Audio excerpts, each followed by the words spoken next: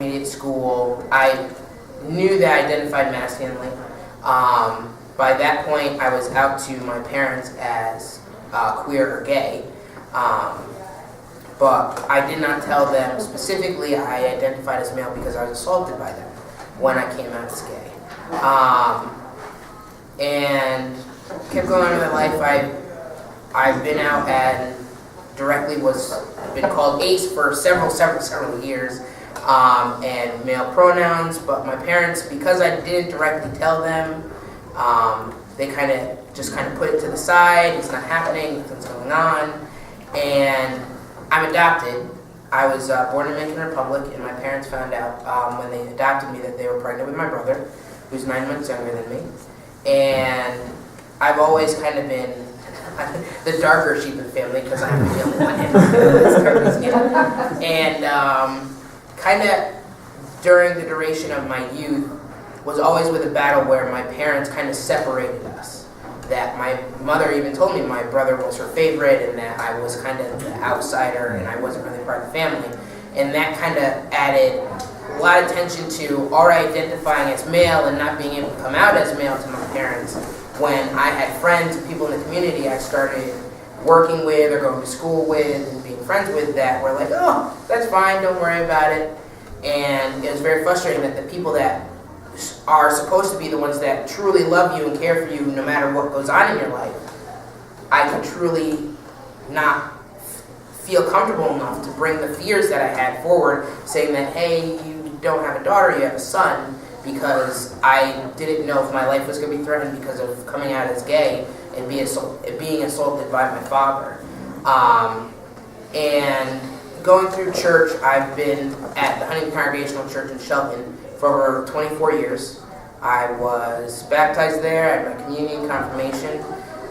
Even now, I'm the superintendent of the Sunday school. I'm in the choir, I'm sung there in the choir, and I've been deacon, and I also do the youth. When I was younger, I did the youth sermon and do some of the sermons there when the reverend's gone, and then I watch cats for her when he's gone, and all that. And for a period of time, I stopped going to that church because we were discussing in some of our annual meetings about becoming an open and affirming church, and there was the very few, unfortunately, that had a large voice in our church that were completely opposed to it, didn't want anything to do with it, that caused they finally left the church, but caused me to kind of shut down. And for a good year, we had a minister that came into the church and was just there while we were looking for a full-time minister, and kind of distanced himself to a point and didn't know my name, kind of didn't even talk to me, and I already felt pressure from the people that I grew up with, that even the minister isn't really trying to put a hand out there to feel comforting, so I kind of stepped away from time. 3 years ago, we found a new minister, and I sat down at Panera with her and said, I'm about to start testosterone, and I want you to know that I'm going to be transitioning. If I stay in this church, the members are going to see, you're going to see, I'm going to walk in with a 5 o'clock shadow, and people are going to wonder, I want you to know what's going on. And I didn't know at that time, but she had a brother that was gay, unfortunately, that passed away. And she was like, oh, that's fine. And ever since, I've been very welcomed in the church, even more than I felt before. And that has really kept me alive in my faith, because I know a lot of people that are transgender that don't even walk into churches anymore, in the LGBT community that don't walk into churches, because I know people that have been asked to leave the church because they're a sin, and who they are is a sin, and who they love is a sin. And for me, being able to hear from the person that doesn't even know me yet, and just meeting them to tell me that they're fully accepting of me, that they don't, and I should not worry, was a huge thing. So I continued being out. I do public awareness speaking, so I've been out in the community for several years and still hadn't really talked to my parents until I started testosterone. And that was right before 2000, the end of 2010. I got my therapy letter saying I could start hormones, and I planned on telling my parents, along with my aunt, who's my father's sister, to come and sit down with us when I told my parents, because I didn't know if I was going to even be able to walk out of that house, just because I was dragged. When I came out as gay, I was dragged down 2 stairwells by my father. So coming out saying that you have a son and not a daughter, I felt that my life was in a very vulnerable state, and I needed somebody else that was outside of my house to be there. Unfortunately, the only mail that I got that was opened by my parents, specifically my father, even though I've been out as ace and I was getting mail, was that letter. And my dad opened that letter the Sunday before Thanksgiving, and that morning knocked on my door stating, "We need to talk. I see this letter. I don't know what's going on in your life, but this hormone thing, we need to talk about this. You're not gonna get out of this." Well, I had a letter planned out I was gonna write, sit down, have my aunt there, and that all went right out of the bag. And I found that I was like, "Oh well, I have to go to work. I have to go to work." Terrified. So he's like, "We have to finish this tonight. This discussion tonight." So I leave and I drive to my church, which was in that Sunday. It was already in the service was going, and in tears in the parking lot. And I called my aunt up, and I was like, "My dad just found the letter. He doesn't want to wait. He wants us to talk about this. I'm not going to get out of this. Can you please come tonight?" She's like, "Sure, I'll come there tonight." The entire day, I finally went to work. Couldn't think about work. Stressed out. And I came home. I went right to my room. I started packing a bag. Because I pretty much had a really good feeling that it wasn't going to go the way I wanted it to go. And my aunt was hiding in the dead end of our street, because also that night was my mom's birthday neighborhood party. So she just came back from that. So I was like, that's wonderful. Just the list of things that are happening today. So I went to my parents' room. I called my aunt and said, "Okay, I'm ready." Told my mom, getting the laundry off the line outside, that my aunt's here and that we need to talk about something. So she's like, "Oh, the house isn't clean," and that's the first thing she was worried about. And I'm like, "It's fine, the house is fine, and you can just come to the living room." So I go and I tell my father as well, and he's like, "Okay," and he kind of rolls out of bed. And I say, "Well, your sister's here." He kind of gave this look to me, and I was like, "This is not gonna go well." And so we sat in the living room, and the first thing I said is that I love you. That what I'm about to tell you is nothing that I want to have affect you, and this is not something to hurt you. It's just who I am. And my dad pretty much had a full wall straight up from the time we sat down. And I said that I've identified even very young as a male, and that I don't see myself as a female. And I want you to be accepting, and if you can accept me for who I am, because I want to start hormones, and this is why you see this letter that I got. And I could see the rage building, and I started going to tears because I didn't know what else to say to him, and I didn't understand why he was going into tears when I was trying to be so accepting, and be the people that I cared about most to tell what's going on in my life. And he stormed off, and he came back frustrated. He's like, "I can't do this. You've put me through this whole gay phase. You put me through all this stuff. This is not something I can accept." And he started going into 3 specific reasons. The first was like, "Well, because you've done sports growing up and you do a lot of masculine things, society has betrayed you and has now made you feel that you need to become male." And I'm like, hacking trees down and going to plays does not make me want to change my gender. That's not what is going on.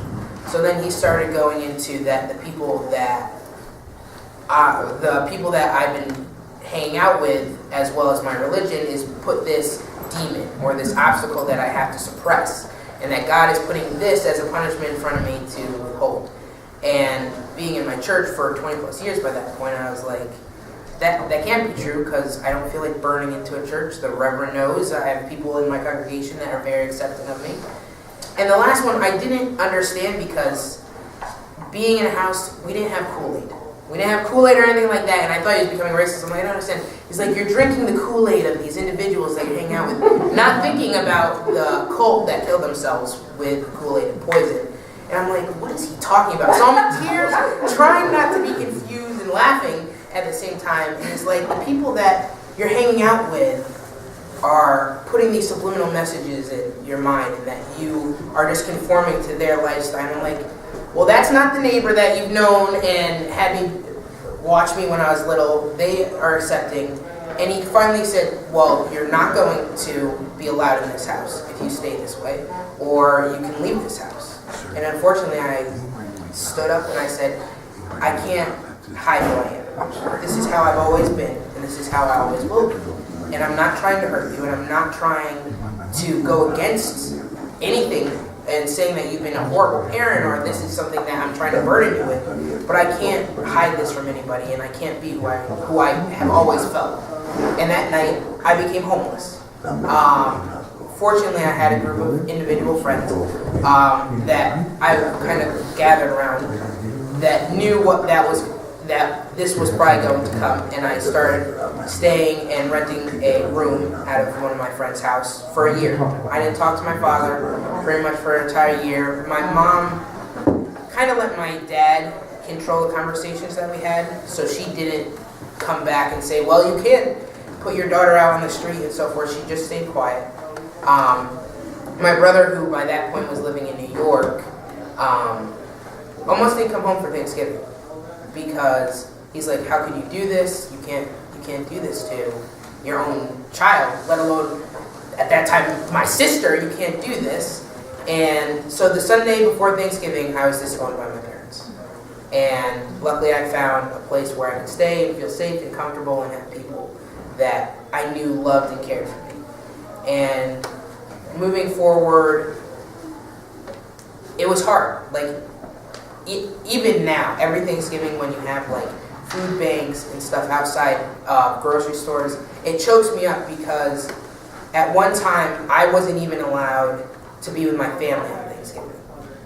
And seeing those food banks and seeing those people that have to go to these individual banks to say that I don't have food or I can't find shelter or I can't be with my loved ones rips me up a lot inside. And that's what really drove me to do awareness speaking and public speaking and to sit here and it's an honor being here that people want to listen and get a better understanding, because if I feel that people assume they might get it wrong, they might get some sort of answer wrong, and then they bring this to somebody else and they'll just continue a chain reaction of confusion and misunderstanding. And now I'm happy to say that I am talking to my parents, and they use male pronouns and they use ace, and my dad did a 180 and will introduce me to his business partners as ace. He's like, oh, this is my son, my buddy, and it brings a lot of joy to my face that is happening.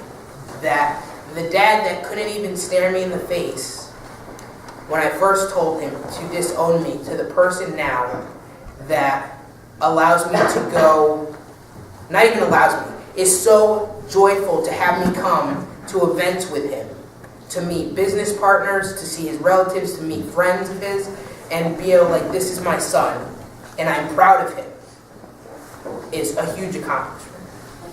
And I would definitely wish Andee that for your brother that doesn't talk to you, that he does talk to you. Because I didn't have for a large period of time hope that I was kicked down to a certain level where I left my house feeling that I wasn't loved by my own parents.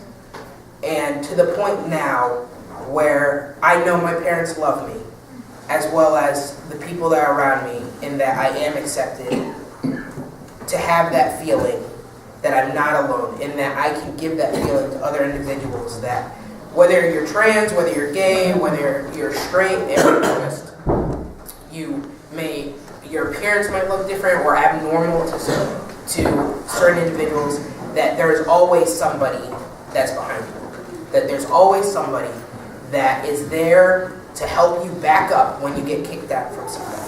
Because I've been kicked out and I've been very fortunate to have people help me, and I want that for other people that I can help them as well.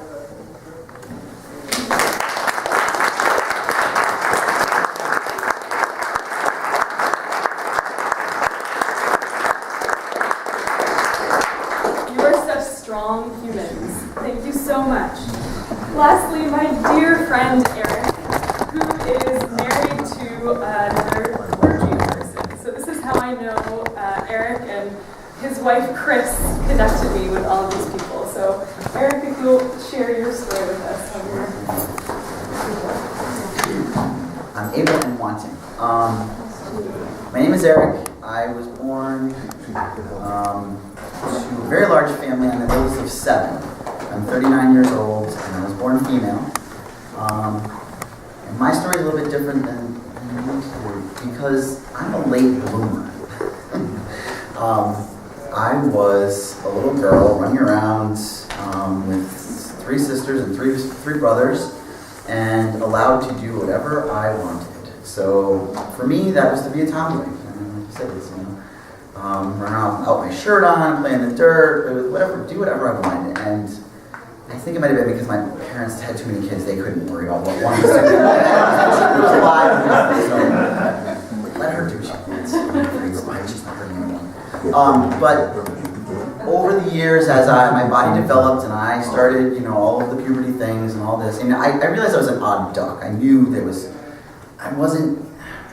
I got along basically fairly well, but there was something, I knew it was just a little odd.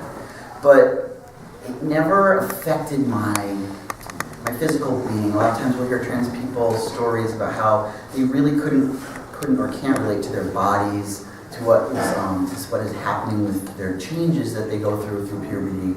And I did not feel that in the way that I've heard described. I didn't want to start menstruation. I did not want to grow breasts. I did not want to go through some of these things. My mom wanted to bake me a cake. I said, no cake! No cake. There's no cake happening. This is not a celebration. I'm not happy about this. But I also wasn't hateful of it either. And my parents supported me left and right. I had a sister who was a lesbian. I was a lesbian. I've had lesbian relationships with women.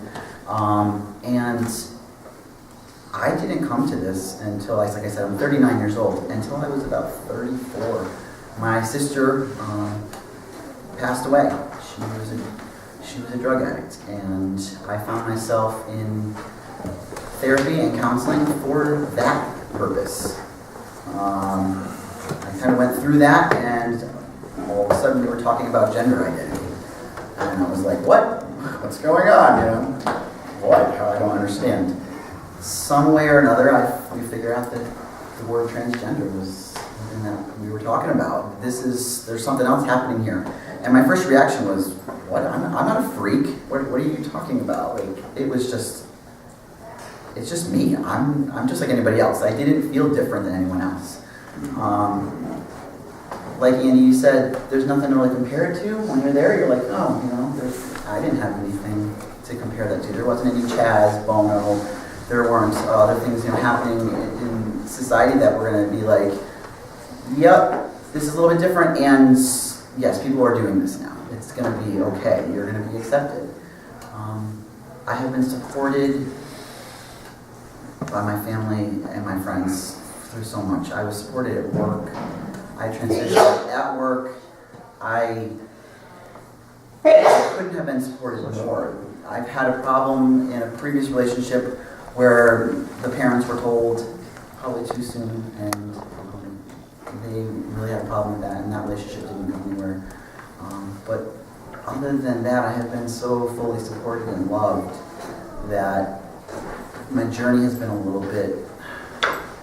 It's been a place where I can just really grow, and explore and find out who I really was. And I'm so grateful. I've met so many wonderful people through this journey. I would not ask to be anybody else. I really like my trans existence, my experience. It was difficult. there was a point, like I said, even with all that support, that I wanted to die. I did not think that I was ever going to find someone who was going to love me. I didn't have the parts that I was supposed to. And I don't know, I didn't know how all this was going to make up a life. Where was I going to go? No one was going to love me. And that was something that changed as I grew and went through therapy and figured out that I can love myself as myself, exactly how I am, and that someone will love me. I've opened up, and I did meet my wife through Andee. Actually, she introduced us, and she has been such. It's been an interesting experience because she too is lesbian. So to meet me now, we were very heterosexual, so we get away with kind of being on the radar, which is really weird for me because my lesbian relationships, it took a lot of work to be okay holding my partner's hand walking down the street and being like, nobody's gonna beat us up, right? Or giving the quick little kiss in public. That was a lot of work, and now all that's out. I don't have to think about it anymore, and. Like I said, I'm very lucky. I have a lot to be grateful for, a lot to be thankful for. Chris, as Julia said, is a minister, and when she got the job, was going through the process of getting her job, she let them know that we were going to be married as she was getting the job, and that I was transgender. That if you had any questions, please come and ask us. But that if you were going to accept her as the minister of that church, that this is who we were. And we were very open about it because I have no desire whatsoever to hide who I am. I have 30 plus years of being a female. I have played on sports teams, I went to college, I have friends. Me, unlike some others who choose to go stealth, which would be to not tell anyone, just be the gender that they now are, I could not just let all that go. That is a part of who I am. So, like you said, Ace, we educate, Andee does it too. We educate, we expose people, we try to connect. My story is no different than, I'm sure, some of your stories that you have that maybe aren't on the same topic, but you've got challenges. You all have challenges and places that you didn't feel comfortable, that you couldn't connect, places that you were kicked out of. And that's the purpose for the reason why what we do. I'm just grateful to be able to be here, and I'm just full of gratefulness. Very much.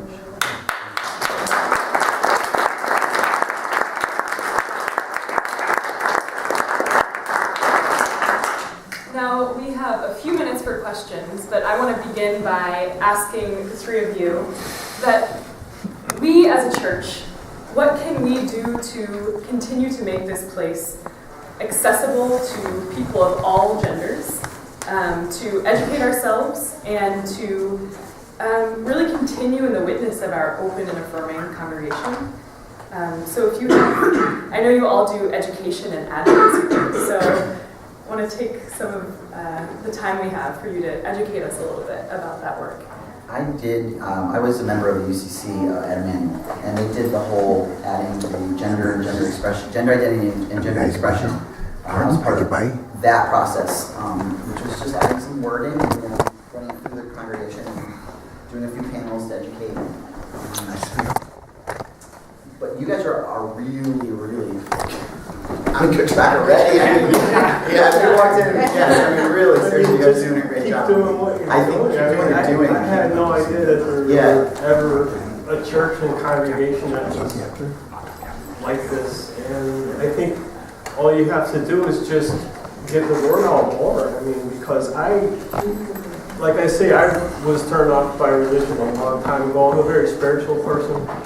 But, being told that what I am is a sin and, you're wrong to be, it just didn't, where am I supposed to go? But today, I'm glad I came to the service. I was thinking of just coming to the panel, but I'm glad I came here, and it was a very wonderful experience. So I think just keep that up and hang the banner out there. You guys get stars. Yes. Yeah, I definitely applaud how open and welcoming that I felt with all the individuals. I was nervous because when I first came in, you guys were doing announcements, and I was like, I have to go through the front of the church to get to the pew, and I was nervous about that. And even then, young lady was like, "Oh, it's okay, they're doing announcements. You can just go sneak in the side," and very welcoming with the message and everybody, and very connective worship.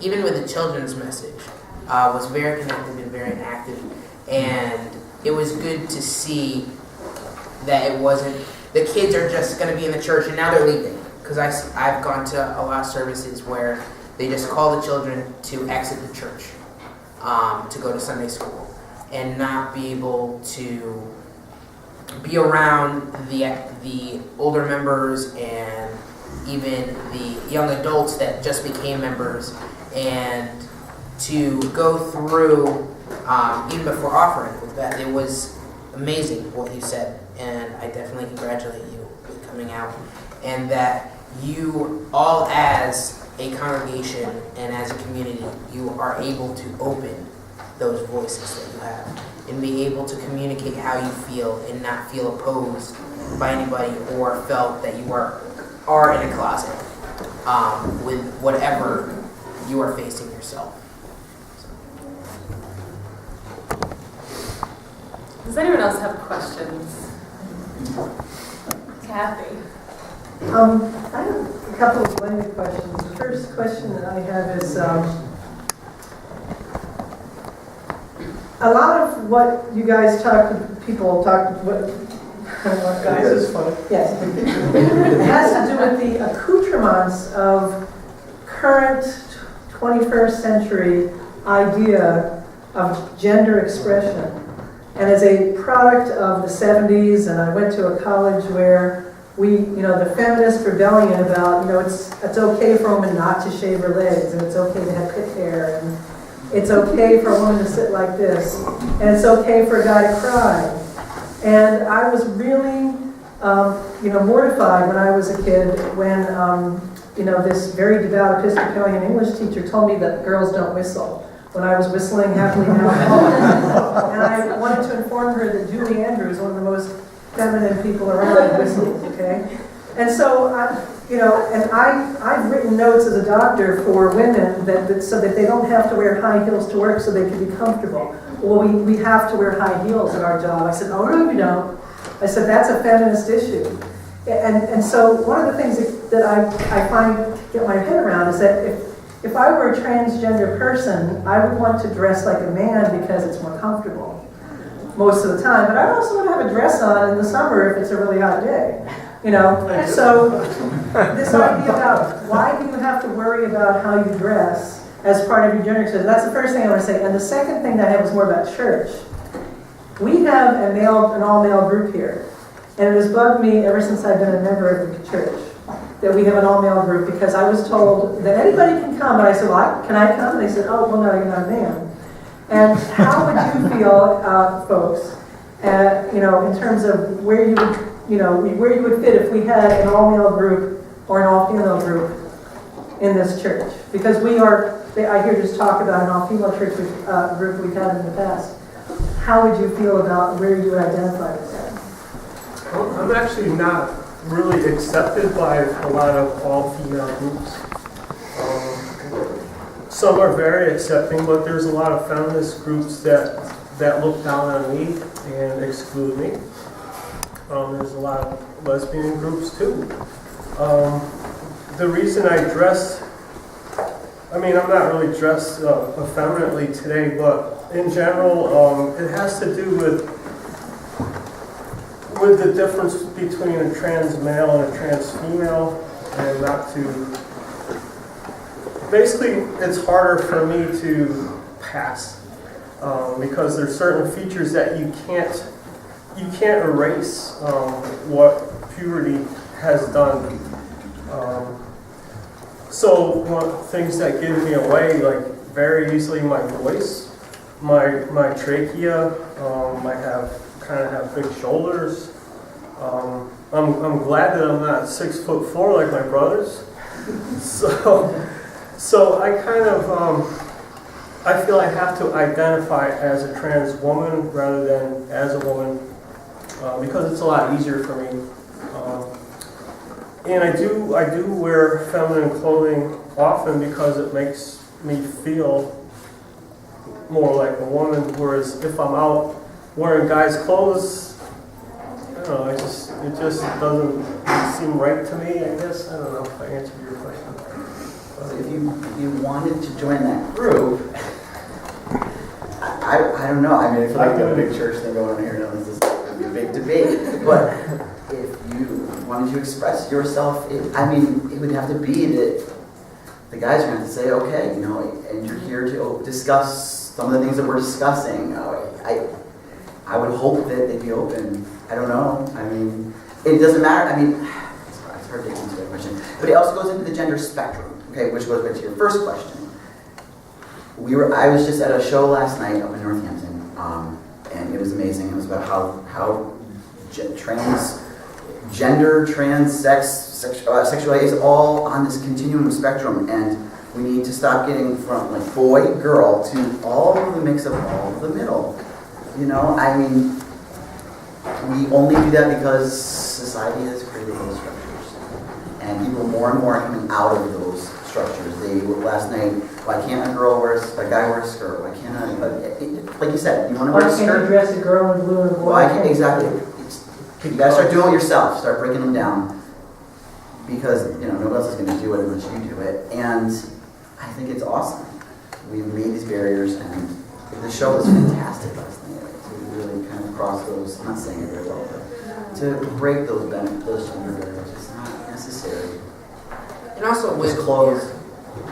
Sorry. And for me, particularly, like what Andee said, a lot of times I don't fit a type of niche because I do come off masculinely, but like the spectrums Erik was saying, I break down masculine and I prefer male pronouns, but I also don't identify 100% as a male. I identify as a boy, which B-O-I, which means that I understand that I do come off masculinely and I appear masculinely, but I also have feminine features. I like writing poetry. I do poetry slams. I like painting. I'm a musician. I do photography and more feminine things and stuff like that. Well, that's what I'm talking about. Why do you call those feminine things? That's what I'm talking about. Yeah, and society calls them that.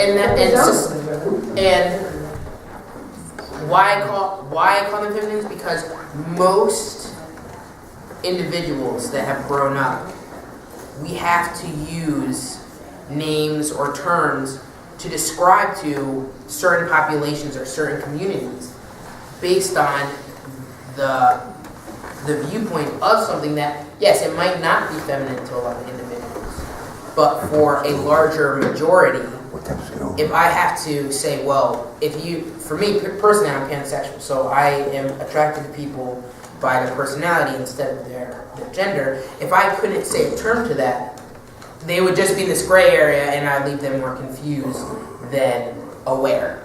And I find that society does hold some boundaries because if we didn't hold certain terminology available, we would all be lost communicating to each other. And which is interesting about what is going on now in your church, our church has a women's fellowship, which is all females. And we actually just started a male fellowship because the men in the church felt like, well, the women are doing such wonderful things, and they raise a lot of money, and they make these quilts, and they do jam and jellies for things, that the men should do something. And personally, for me, I feel if a group of guys want to get together and a group of females want to get together, that's fine. But when it crosses a line where someone isn't accepted for whomever, if there really isn't a good example why they're not allowed to join that group, then I feel that it just needs to be brought up and discussed openly and to figure out exactly what that reason is.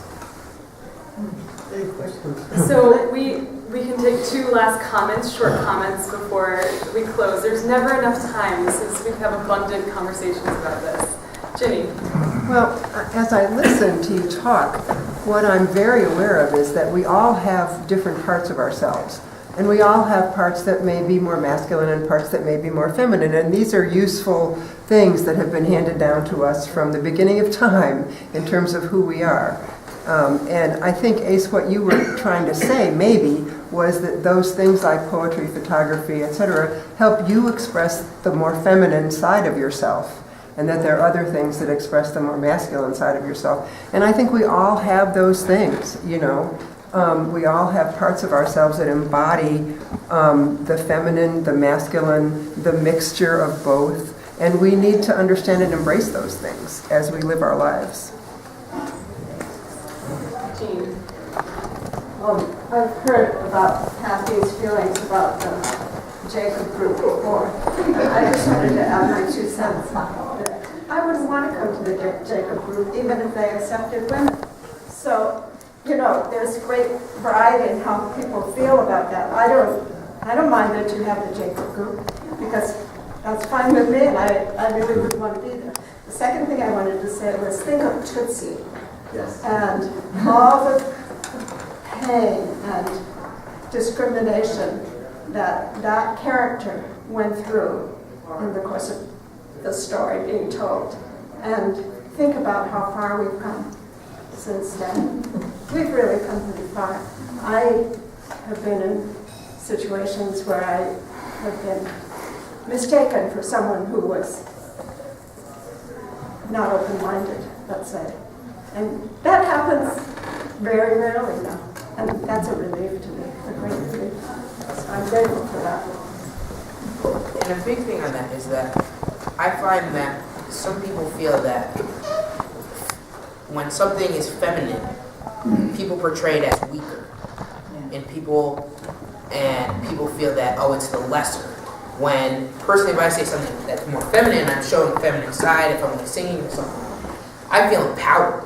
Whether it's masculinely or feminine, I feel they're equal, and it just depends on who you're talking to, on how they portray what femininity is to them. Thank you three so much for your time and your stories and your bold words.